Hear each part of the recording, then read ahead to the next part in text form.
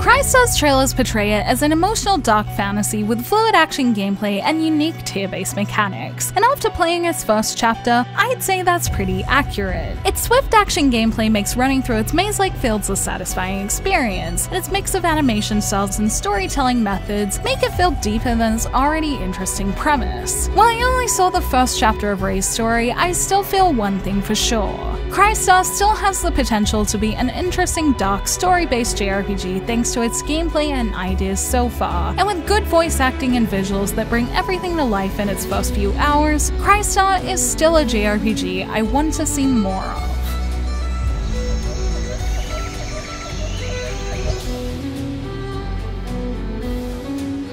Crystar's story begins with Ray, a young girl who awakens in a dark, mysterious world, which is strange since she generally doesn't leave her room at all and has no recollection of how she got there. In this world, she finds her sister Mirai and they set off to find a way out, but are quickly subject to a tragic turn of events. After being attacked by a few monsters, Ray discovers she can use special powers, but since these powers are new to her, she doesn't have full control over them. As she fights to save her sister, after battle she goes to grab her sister's hand and winds up tragically killing her instead, leaving her shocked and distraught in this strange world. As her tears over her sister's sudden death create a star-like item called an idea, she's quickly noticed by the Reapers Mephis and Fells, and they offer her a contract. Help them collect ideas under their contract, and they'll help her save Mirai before she reaches the bottom of Limbo and things are too late.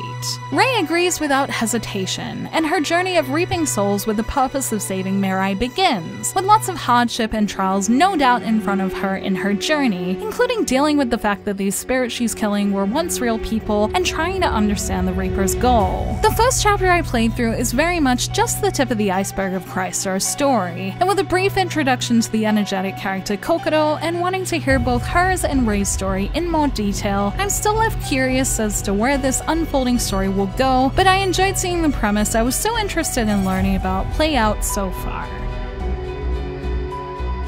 Many of the Reaper's orders Ray must follow involve running across its maps and finding the spirits inhabiting the mysterious world, which is done using Crystar's active battle mechanics. Ray fights with a sword and can hack and slash enemies swiftly to open up areas, and enemies so far have provided a mix of close and long-range attacks that have kept me on my toes on occasion. In saying that, I haven't had any battles that have truly challenged me yet thanks to the cool special summon attack that tends to overkill most things in its path, and enemies being pretty small in its first chapter. But I like the fast-paced feeling of battles so far. Adding a little strategy to battle is the tear-shaped summon gauge where Ray can cry on the field and use their speed to prepare her summon, and I liked how this gave a certain strategy to some battles, as it meant choosing between using my regular and SP attacks to win, or finding areas where I could cry safely and the more risky strategy of using my summon instead. Character-wise, I've only played with Ray so far, and I know there are at least 3 other characters to try, so with this crying mechanic and with how quick it feels to play with Ray and her sword, I wonder if I'll like playing with the others too, and if things will get more challenging along the way.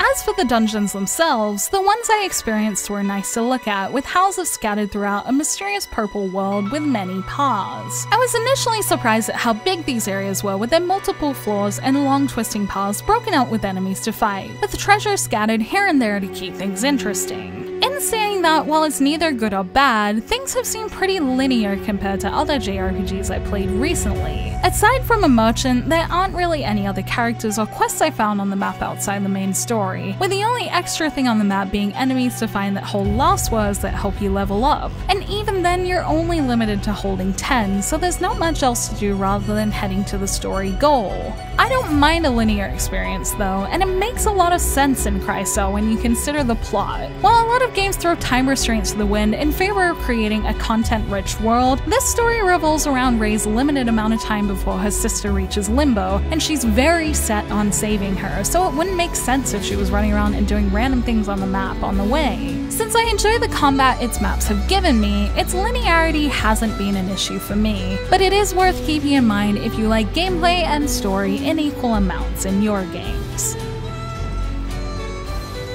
Ray thankfully doesn't spend all her time in the Limbo world, even if the time spent in her room outside of it is mostly focused on preparing to go back. One of the main mechanics Rei can perform in her room is catharsis, a mechanic where she cries out the thoughts of spirits' last words, and they become a kind of thought fragment that she can equip to get a stat boost in battle, seemingly with the cool idea of turning her tears and sad thoughts into strength. This system goes a little deeper than I had expected too, with other mechanics such as Metonia and Harmonia letting you combine thoughts and unlock abilities within them to allow Rei to become even stronger, and these together act as a unique crafting system that incorporates Crystar's themes very well. There are a few other things you can do in Rei's room that add depth to the game as well. There are the Memoirs of the Dead stories from monsters you collect lost words from to read and collect, which tell dark and sad 3-part stories of some of these spirits, with themes such as abandonment or work stress definitely adding a layer of meaning to some of those lost words enemies shout when fighting. There's also Rei's journal that summarizes the game story in her own words, music tracks to listen to that unlock as they're discovered in the game, and her adorable dog Thelma to pet. And all these things give us a good idea of Rei's personality. Rei's room is mostly intended as a preparation room for the next trip into the Limbo world, but I liked how little things like the Memoirs of the Dead and her journal were little story elements to check out while in there, and things like the Memoirs in particular are things I can see myself going out of my way to collect for when I come back before each dungeon.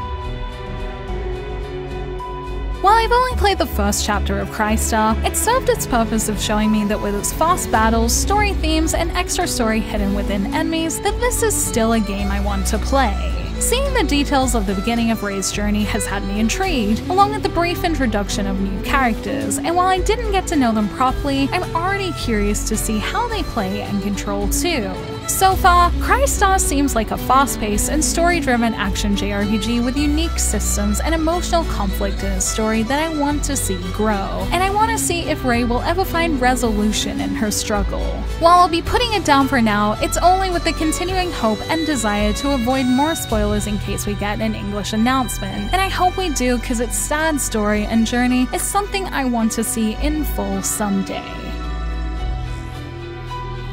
Thank you for watching this video. Let me know in the comments below if you're curious about Crystar and if you happen to try the Japanese release. You can like and share this video if you enjoyed it, subscribe to my channel for more JRPG content like this, and ring that bell to get notifications on whenever I post so you don't miss a thing. You can check out more videos here, and you can check out the blog at jrpgjungle.com, and you can find me on social media on Twitter, Facebook, and Instagram, all at jrpgjungle. Links to those will be in the description below, along with links to where you can pick up Crystar in Japanese and where you can tweet the official account to tell them you want to see it in English. Until next time, thank you, bye!